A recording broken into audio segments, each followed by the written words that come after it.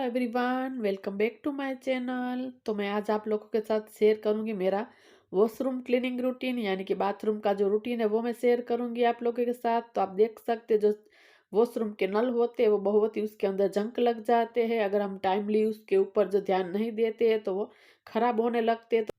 तो आप देख सकते हैं पूरे जो नल है उसके ऊपर थोड़ा थोड़ा जंक लगना स्टार्ट हो चुका है। तो बस मैं हफ्ते में एक बार इसी तरीके से वॉश कर ही देती हूँ ताकि अच्छे से फिर से जो नए जैसे हो जाए। तो पूरा जो वॉशरूम है उसके नल मैं आप लोगों को दिखा रही हूँ ताकि आपको पता चले कि जो हम हैक करने वाले हैं, जो टिप्स एंड ट्रिक करने वाले हैं, तो एकदम अच्छे से जो नीट एंड क्लीन हो जाएंगे हमारे वॉशरूम के जो नल है वो। तो हमारे बाथरूम को हम कैसे अनहाइजेनिक रख सकते हैं वो भी मैं आप लोगों के साथ शेयर करूंगी। तो वीडियो को पूरा देखिए। अब देख लेते हैं कि हमें कौन कौन चीज़ें की ज़रूरत पड़ेगी। तो यहाँ पर मैंने ले लिए है ग्लोव्स, ताकि जो भी हम केमिकल का यूज़ करेंगे तो वो पहनना बहुत ही ज़रूरी है। यहाँ पर लिया है विनेगर, ये डेटॉल है वो मैंने ले लिया है, और साथ में यहाँ पर रखा है टिश्यू पेपर। इसके जगह पर आप साफ कपड़े का भी इस्तेमाल कर सकते हैं, और छोटा सा एक यहाँ पर ब्रश ले लिया है। तो जो जो चीज़ें चाहिए सफाई के लिए वो सारी मैंने यहाँ पर इकट्ठा कर ली है। और साफ करने के लिए यहाँ पर ले लिया है स्क्रब। आप चाहे कोई भी तरीके का ले सकते, इस तरीके का भी ले सकते हैं। जिस स्क्रब में आप कंफर्टेबल हो वो वाला ले लीजिए। और यहाँ पर हार्पिक है वो भी मैं ले लूंगी।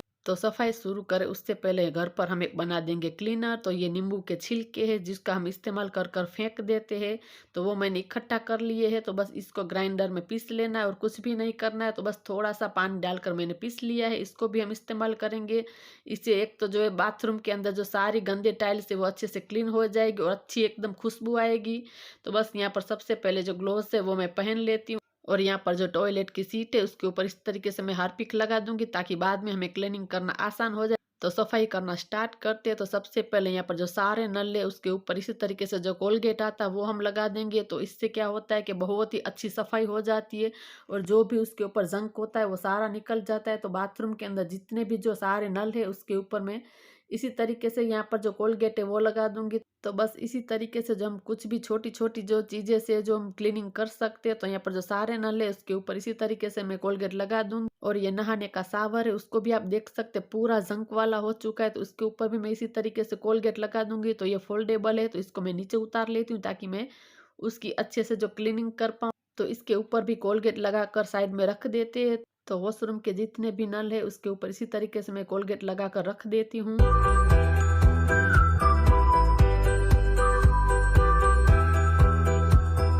तो सबसे पहले जिस नल पर हमने कोलगेट लगाया था वहां से जो हम क्लीनिंग शुरू करते हैं। तो यहाँ पर मैंने ले लिया एक स्क्रबर, उसके ऊपर थोड़ा सा जो हार्पिक डाला है उस तो वही वाला जो स्क्रबर लेकर हम नल के ऊपर अच्छे से रगड़ेंगे, उसको घिसेंगे। तो पीछे की तरफ हमारा अच्छे से हाथ नहीं जा पा रहा है। तो यहाँ पर छोटा वाला ब्रश है वो मैंने ले लिया ताकि अच्छे से जो उसकी क्लीनिंग हो जाए। तो नल को क्लीन करने के लिए आपको बिल्कुल भी मेहनत ज्यादा नहीं पड़ेगी, क्योंकि हमने जो कोलगेट लगाया उससे बहुत ही आसान तरीके से क्लीन हो जाती है। और सिंक के उसको भी मैंने हार्पिक से अच्छे से क्लीन कर दिया है। तो आप देख सकते हैं अच्छे से पूरी क्लीन हो चुकी है। उसके बाद ये सारे जो नल है एक के बाद एक हम उसी तरीके से पूरे के पूरे सफाई करेंगे। जहाँ जहाँ आपको मेल दिख रहा है उसी तरफ आप राउंड राउंड में उसको रगड़ते रहिए, और बिल्कुल भी आपको ज़्यादा मेहनत नहीं लगेगी। बस तुरंत के तुरंत ही वो निकल जाएंगे, साफ हो जाएंगे। तो सामने की तरफ जो ऊपर एक नल है उसको भी मैं अच्छे से क्लीन कर दूंगी। तो बस पानी डालते ही आप देख सकते हैं उसके ऊपर कितनी साइन आ चुकी है। तो बस कुछ कुछ इसी तरीके से हमारे आसपास जो कुछ चीज़ें होती है उससे हम सफाई कर सकते हैं। तो आसानी से जो इस तरीके से हम जंक को निकाल सकते हैं। तो हफ्ते में एक बार इसी तरीके से आप सफाई करिए तो आपके नल जो है 5, 10, 15, 20, 25 साल तक ऐसे के ऐसे ही रहेंगे। तो ऊपर की तरफ जो शावर है वहां पर भी मैं इसी तरीके से जो कोलगेट लगा दिया, तो वहां पर भी मैं रगड़ कर इसी तरीके से साफ कर दूंगी और फिर पानी से धो दूंगी। तो आप देख सकते हैं एक बार में उसकी जो साइन एकदम आ रही है। तो इसी तरीके से जो सारे के सारे नल है उसको मैं अच्छे से कर देती हूँ क्लीन।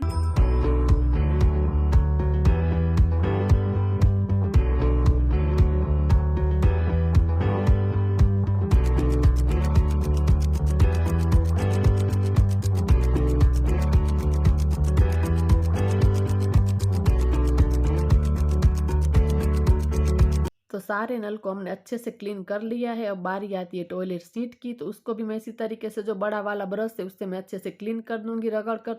तो इसीलिए हमने पहले से हार्पिक लगा कर रखा था ताकि जो क्लीनिंग बहुत ही आसान हो जाती है। इस तरीके से पहले से रखते हैं तो सारा मैल है वो जल्दी से निकल जाता है। तो इसी तरीके से मैं पूरे अच्छे से सफाई कर दूंगी और नीचे की तरफ है उसको भी मैं अच्छे से स्क्रबर से साफ कर दूंगी ताकि जो भी धूल है, जो डस्ट है वो अच्छे से निकल जाए। तो इसीलिए ग्लोव्स पहनना जरूरी है क्योंकि हम केमिकल का इस्तेमाल कर रहे हैं, तो ग्लोव्स जरूरी है। तो यहाँ पर थोड़ा सा मैंने लिया है विनेगर, तो जो सीट है इसके ऊपर हम डालेंगे विनेगर। तो विनेगर डालने से ऊपर की तरफ जो भी गंदगी है वो अच्छे से जल्दी से साफ हो जाएंगी। तो ऊपर से मैंने अच्छे से पूरा साफ कर लिया है, तो ऊपर की तरफ भी मैं अच्छे से जो उसकी टंकी है उसको भी मैं अच्छे से साफ कर दूंगी।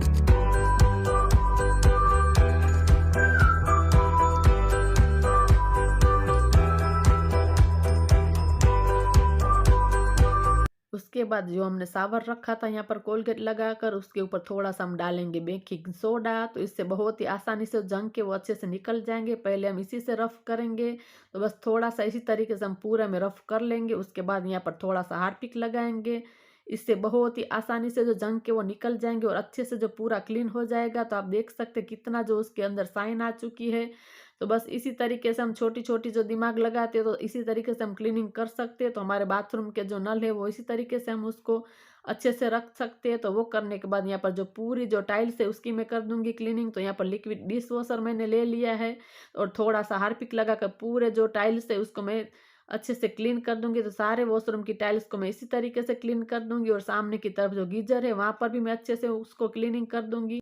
तो लिक्विड से धोने के बाद यहाँ पर अच्छे से साफ पानी से मैं उसको साफ कर दूंगी। तो यहाँ पर जो टॉवल टांगने का है तो वहां पर भी मैं अच्छे से क्लीनिंग कर दूंगी और सामने की तरफ जो टाइल्स है वहां पर भी मैं इसी तरीके से स्क्रबर से घिस कर अच्छे से साफ कर दूंगी। तो पूरे वॉशरूम की टाइल्स ज्यादातर हो ही चुकी है, तो बस अच्छे से सब टाइल्स को मैं कर दूंगी सफाई पानी से। तो उसके बाद यहाँ पर साइड में जो फैन है बस वही बाकी है, तो उस पर भी इसी तरीके से जो धूल मिट्टी लग जाती है तो उसको भी मैं इसी तरीके से सफाई कर दूंगी अच्छे से। तो मैंने यहाँ पर एक गीला वाला जो टिश्यू आता है वो ले लिया है, उससे बहुत ही आसान तरीके से क्लीनिंग हो जाती है। तो मैंने आप लोगों के साथ पहले भी शेयर किया है। तो किचन में मेरा इसी तरीके का एग्जॉस्ट फैन है, तो इससे जो आसानी से क्लीनिंग हो जाती है। तो बस अच्छे से मैंने साफ कर दिया है। वो करने के बाद यहाँ पर जो बकेट है वो भी मैं हार्पिक से थोड़ा स्क्रबर में ले लूंगी और इससे मैं अच्छे से जो बकेट को घिस दूंगी ताकि उसके ऊपर जो भी धूल मिट्टी है, जो पानी का क्षार उसके ऊपर लग जाता है वो अच्छे से जो क्लीन हो जाएगा। तो आज मैंने यहाँ पर हार्पिक लिया, इसके बदले आप विनेगर भी ले सकते। अगर वो नहीं लेना चाहते तो आप लिक्विड डिश वॉशर ले ले और उसके अंदर बेकिंग सोडा डाल दे जो हम खाने वाले इस्तेमाल करते हैं वो, तो उससे भी अच्छे से क्लीनिंग हो जाती है। तो इसी तरीके से पूरी बकेट को मैंने अच्छे से साफ कर लिया है।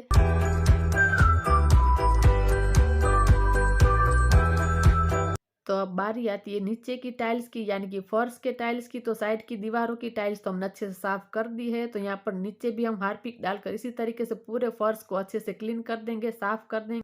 तो हफ्ते में आप इसी तरीके से एक बार जरूर डीप क्लीन करें अपने वॉशरूम को, वरना ज्यादातर क्या होता है कि हम घर को अच्छे से साफ रखते हैं, मेंटेन रखते हैं, हम किचन को अच्छे से साफ रखते हैं, लेकिन हम हमारे वॉशरूम की तरफ ज्यादा ध्यान नहीं देते। फिर उसके नल वगैरह इतने जंक लग जाते हैं कि बिल्कुल भी सफाई नहीं होते हैं।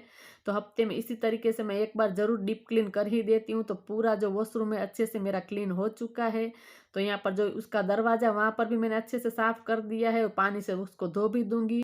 अब हमने जो नींबू के छिलकों को पीस कर रखा है उसका लिक्विड बनाया, इसको पूरे वॉशरूम में इसी तरीके से गिरा दें। जो भी दाग धब्बे नहीं निकले वो ये लिक्विड से बहुत आसान तरीके से निकल जाएंगे और आपके वॉशरूम में एक अलग ही खुशबू आएंगी, इतनी नींबू की खुशबू आएंगी, अंदर जाते ही पूरा जो महकता रहेगा आपका वॉशरूम। तो लिक्विड डालने के बाद आप ले ले झाड़ू, उससे जो पूरे बाथरूम में इसी तरीके से रफ कर दे, उसको घिस दे ताकि उस जो भी दाग धब्बे वो अच्छे से निकल जाए। उसके बाद आप साफ पानी डालकर उसको अच्छे से क्लीन कर दे, साफ कर दे। तो बस इसी तरीके से इसी हैबिट से मैं अपना वॉशरूम में क्लीन करती हूँ, तो हमेशा चमकता रहता है। तो पूरा वॉशरूम धोने के बाद यहाँ पर मैं लगा दूंगी वाइपर ताकि अच्छे से जल्दी से वो पूरा वॉशरूम है जो अच्छे से क्लीन हो जाए। और वो करने के बाद जो सारे नल है उसको मैं टिश्यू पेपर से इसी तरीके से पोंछ दूंगी। अगर आप टिश्यू पेपर इस्तेमाल नहीं करना चाहते हैं तो कोई प्रॉब्लम नहीं, एक आप साफ कपड़ा ले ले, उससे जो अच्छे से पूरे जो नल है उसको अच्छे से क्लीन कर दे, साफ कर दे। तो यहाँ पर भी जो सारे चीजें मैं रखती हूँ तो उसको भी मैं अच्छे से क्लीन कर दूंगी, साफ कर दूंगी।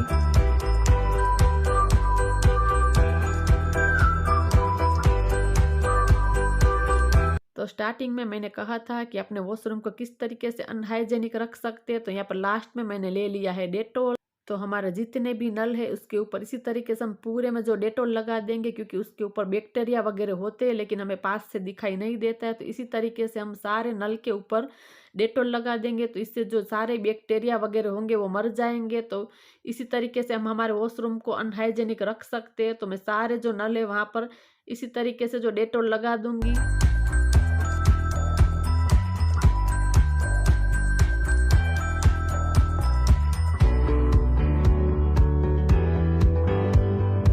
आपके वॉशरूम में जितनी भी चीज़ें हैं, यहाँ पर ब्रश वगैरह रखते हैं, कोलगेट वगैरह, वहाँ पर भी मैं इसी तरीके से डेटॉल लगा दिया है। और मेन चीज़ वो बिल्कुल भी आप ना भूलें, जो हमारा एंट्रेंस में दरवाज़ा होता है उसका हैंडल है, वहाँ पर हमें डेटॉल लगाना ही लगाना है, क्योंकि उसके ऊपर कई लोगों के दरवाजे पर हाथ लगते हैं। तो डेटॉल सेफ होता है, इससे हम पूरे जो हमारे वॉशरूम को अनहाइजेनिक रख सकते हैं। तो दरवाजे के ऊपर हैंडल पर बिल्कुल भी डेटॉल लगाना ना भूलें। तो ये टिश्यू डेटॉल वाला ही है। तो यहाँ पर सारी चीज़ें हैं, उसको मैं साफ़ कर कर फिर से वहाँ पर लगा रही हूँ। जो भी चीज़ें उसको मैं अच्छे से सफाई कर कर रख दूँगी, क्योंकि हमने बाथरूम की सफाई की थी तो पूरा बाथरूम खाली कर लिया था।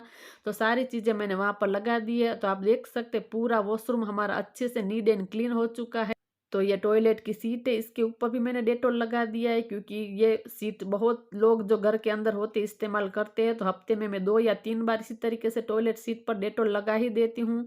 तो इसी तरीके से हम हमारे वॉशरूम को जो अनहाइजेनिक रख सकते हैं, साफ रख सकते हैं। तो ये सारे नल आप लोग देख सकते हैं पहले किस कंडीशन में थे, अब किस तरीके से हो गए। तो बस एकदम चमकते जैसे कि नया हमने लगवाया इस तरीके से हो चुका है। तो बस थोड़ा सा ही हम दिमाग लगाते हैं, तो इसी तरीके से क्लीनिंग करते हैं, तो हमारा वॉशरूम हमेशा चमकता रहेगा। अगर हम हफ्ते में 1 बार ही अगर हमारे वॉशरूम को यानी कि बाथरूम को डीप क्लीन करते हैं, तो वो एकदम चमकता ही रहेगा। अगर कोई आएगा तो देखता ही रह जाएगा कि इसका वॉशरूम कितना क्लीन है। तो इसी तरीके से हम हमारे वॉशरूम को अच्छे से नीट एंड क्लीन रख सकते हैं। तो आप लोगों को मेरा वॉशरूम क्लीनिंग रूटीन कैसा लगा ज़रूर बताना। अगर अच्छा लगा हो तो ज़रूर चैनल को सब्सक्राइब करके जाए।